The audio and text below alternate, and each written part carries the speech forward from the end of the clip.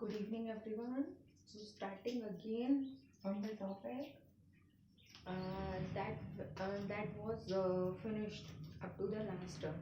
तो जो हमारा लास्ट टर्म था उसमें जो चैप्टर था आपका EM induction that is finish now and today we have to start from the chapter AC.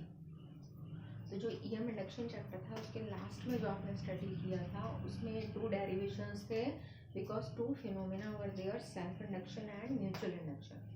Self induction का जो फिनोमेना था उसमें एक लॉन्ग सोलेनॉइड की सेल्फ इंडक्टेंस फाइंड करनी थी और म्यूचुअल इंडक्शन के फिनोमेना में mutual inductance in the case of combination of 2 coaxial solenoids.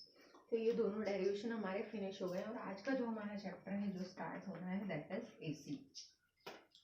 तो सबसे पहले थोड़ा सा बेसिक कॉन्सेप्ट जो आपको पता है AC और DC का जो बेसिक कॉन्सेप्ट है वो क्या होता है. तो जो AC है दैट इज अल्टरनेटिंग करंट और DC is called direct current. तो AC और DC में मेन डिफरेंस क्या होता है, तो that is the different of the direction of flow. जो DC है डायरेक्ट करंट है उसको डायरेक्ट इसलिए बोलते हैं कि we make the diagram of DC then it will be made like this. ये x एक्सेस, ये y एक्सेस. तो जो DC है वो हमेशा एक ही डायरेक्शन में फ्लो होती है क्योंकि आपको पता है DC वो करंट है जो बैटरी से प्रोवाइडेड होती है, सेल से प्रोवाइडेड होती है. तो वो जो करंट है उसकी डायरेक्शन फिक्स है, प्लस से माइनस टर्मिनल पर ही उसको जाना है और प्लस से माइनस वाली जो डायरेक्शन है that may be shown like this. तो DC means direct current which we get directly from the source battery और सेल. जो AC अल्टरनेटिंग करंट होता है उसमें जो वर्ड आ रहा है अल्टरनेटिंग, तो इसका मतलब होता है कि जो AC है वो अपनी डायरेक्शन को लगातार चेंज करता रहता है. अल्टरनेट जो है वो टाइम इंटरवल्स पर डायरेक्शन में लगातार चेंज हो रहा है. जैसे अगर हम डायग्राम प्लॉट करते हैं AC का तो again x and y axis diagram will be like this. जैसे हम वेव्स का डायग्राम शो करते हैं पीक्स और वैलीज उसी तरह का डायग्राम होगा. तो AC जो है वो एक कंप्लीट साइकिल में अपनी डायरेक्शन को 2 बार चेंज करेगी. तो एक बार डायरेक्शन यहाँ चेंज हो रही है, पॉजिटिव डायरेक्शन है, ये वाली डायरेक्शन निगेटिव डायरेक्शन है. तो एक कंप्लीट साइकिल में AC जो है अपनी डायरेक्शन को 2 बार बदलता है. ओके. तो इसमें 0 से स्टार्ट होती है AC, फिर एक बार मैक्सिमम होगी, पीक वैल्यू अटेन करेगी, फिर दोबारा 0 होती है, उसके बाद दूसरी डायरेक्शन में अपोजिट डायरेक्शन में पीक वैल्यू अटेन करती है, उसके बाद फिर से 0. तो यहाँ से यहाँ तक का जो पूरा एक कंप्लीट रेवोल्यूशन है that is called one oscillation, one complete cycle. Okay.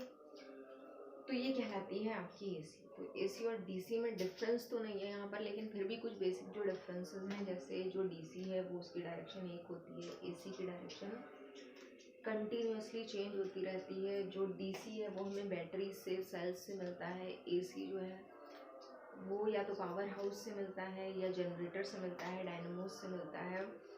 इसी तरह से जो AC है उसको जो है वो ऑपरेट करना इजी होता है, बल्कि हर एक जगह जो होम सप्लाई में जो भी चीज़ें हैं वो हम AC के साथ ही यूज़ कर रहे हैं. जो DC है वो DC लिमिटेड है क्योंकि उसकी वो डिपेंड करता है बैटरीज पर. तो कितना जो है वो DC करंट अवेलेबल होगा, कितना DC करंट प्रोड्यूस किया जा सकता है दैट इज़ लिमिटेड. ओके. तो कुछ जो है बेसिक डिफरेंसेस ये हैं. जैसे ये भी कहा जाता है कि AC का जो शॉक होता है वो अट्रैक्टिव होता है. AC का शॉक ज़्यादा डेंजरस होता है. अगर AC की पावर लाइन से कोई टच कर जाए तो वो ज़्यादा डेंजरस है क्योंकि कहते हैं उसका इस तरह की जो डायरेक्शन है उसके अकॉर्डिंग कुछ ऐसा होता है कि वो जब भी पर्सन उसको टच करता है तो वो अपनी तरफ अट्रैक्ट कर लेता है. जो DC का शॉक होता है वो रिपल्सिव होता है, बट पर्सन उससे रिपेल होगा तो इतना डेंजरस नहीं होगा उसके लिए. तो ये बेसिक डिफरेंसेस हैं AC और DC के बीच में. तो थोड़ा सा आपको अपना माइंड मेकअप कर लेना है कि AC और DC में डिफरेंसेस क्या हैं. उसके अलावा जो हमारा कंट्री है उसमें इंडिया में जो फ्रीक्वेंसी है AC की, मतलब एक सेकेंड में कितने नंबर ऑफ ऑसिलेशंस हो रहे हैं वो 50 होती है, 50 हर्ट्ज या 50 साइकिल पर सेकेंड. तो आप देख रहे हैं कि ऐसे करके डायरेक्शन जो है वो 2 बार बदल रही है, एक साइकिल में 2 बार बदल रही है डायरेक्शन. तो अगर डायरेक्शन पूछा जाए कितने टाइम्स चेंज हो रही है तो आप बोलेंगे कि 50 ऑसिलेशंस पर सेकेंड. और डायरेक्शन कितनी बार चेंज हो रही है, 100 टाइम्स, डबल, एक साइकिल में 2 बार. ओके. तो इसके बाद AC से रिलेटेड कुछ इंपॉर्टेंट टर्म्स अगर आप एक्सप्लेन करें तो एसी जो है उसमें क्योंकि इस तरह का स्ट्रक्चर बनता है ऑसिलेशंस वाला, तो कुछ टर्म्स हो सकता है आपको याद हो, जैसे एक तो यही है कि साइकिल या ऑसिलेशन किसे कहते हैं। तो इस तरह का एक कंप्लीट स्ट्रक्चर जिसमें एक पीक और एक वैली है वो साइकिल कहलाता है। उसके अलावा टाइम पीरियड, तो टाइम पीरियड का मतलब होता है कि एक ऑसिलेशन कंप्लीट करने में एसी को जितना टाइम लगता है वो टाइम पीरियड कहलाता है। कैसे रिप्रेजेंटेड होगा, कैपिटल टी से, यूनिट क्या होगी, सेकंड। इसी तरह से एम्पलीट्यूड, एम्पलीट्यूड का मतलब होता है this much, maximum value, peak value जो कहलाती है वो एम्पलीट्यूड कहलाती है।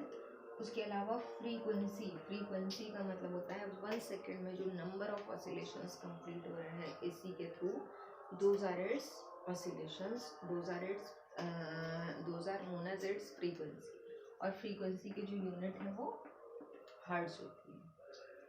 ओके, तो ये सारी चीज़ें हैं। उसके अलावा पीक वैल्यू में अगर आपसे पूछा जाएगा एसी की, तो ईएमएफ को आप जाई नॉट और करंट को आप आई नॉट लिखेंगे। ओके, और अगर इंस्टेंटेनियस वैल्यू पूछी जाती है, इसका मतलब है कि यहाँ से लेकर यहाँ जितनी जो जैसी भी साइकिल है, जितनी भी साइकिल्स हैं उनमें कहीं किसी भी पर्टिकुलर इंस्टेंट, मान लीजिए यहाँ पूछा जाता है, यहाँ पूछा जाता है करंट की वैल्यू कितनी है, तो वो कहलाएगी इंस्टेंटेनियस वैल्यू ऑफ करंट। और अगर यहाँ है तो ये है पीक वैल्यू ऑफ करंट और ईएमएफ। ओके, तो ये कुछ बेसिक टर्म्स थे एसी से रिलेटेड। इन बेसिक टर्म्स में भी आप चाहें तो नोट कर सकते हैं, अदरवाइज नहीं भी कर सकते हैं, depends on you. Next thing है कि assume the relation of instantaneous EMF, sine not sine omega t होता है। ये रिलेशन आप ईएम इंडक्शन चैप्टर में ड्राइव करके आए, sine is equal to sine not sine omega t. अब यहाँ से आपको करंट, इंस्टेंटेनियस करंट का रिलेशन ड्राइव करना है, तो उसके लिए आप रिलेशन लिखेंगे current is equal to EMF upon resistance. Okay, यहाँ ये ईएमएफ की वैल्यू पुट करेंगे तो sine naught upon r into sine omega t, और sine naught upon r becomes I naught. तो ये जो है आपका रिलेशन बहुत इंपॉर्टेंट है, इसको भी और इसको भी, दोनों को आपको यूज करना होगा डेरिवेशंस में। तो note down both the relations.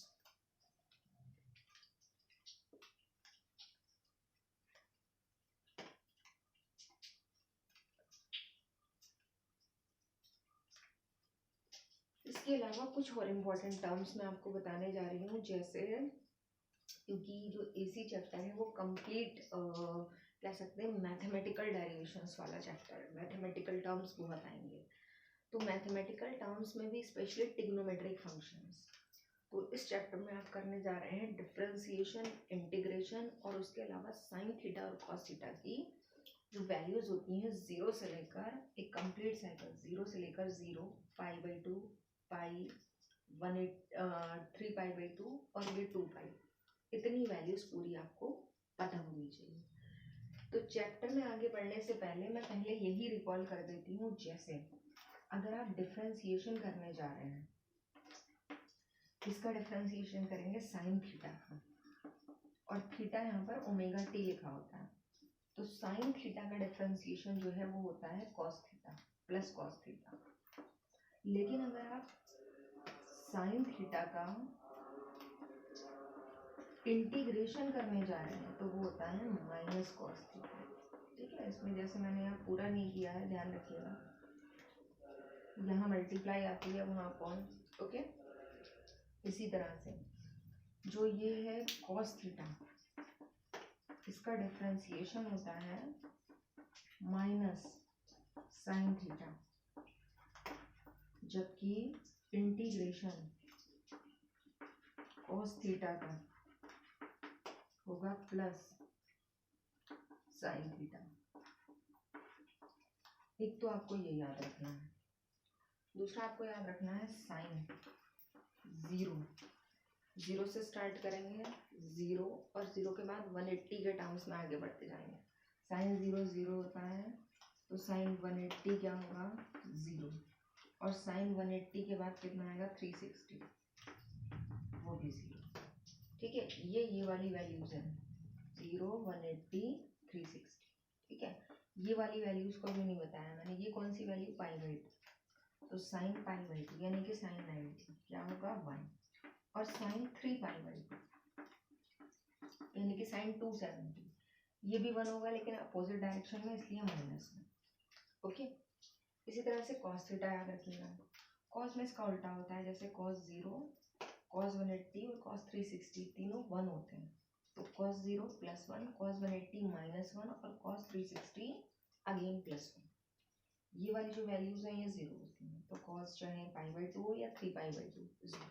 Okay, तो ये रिवाइज करिए। Thank you.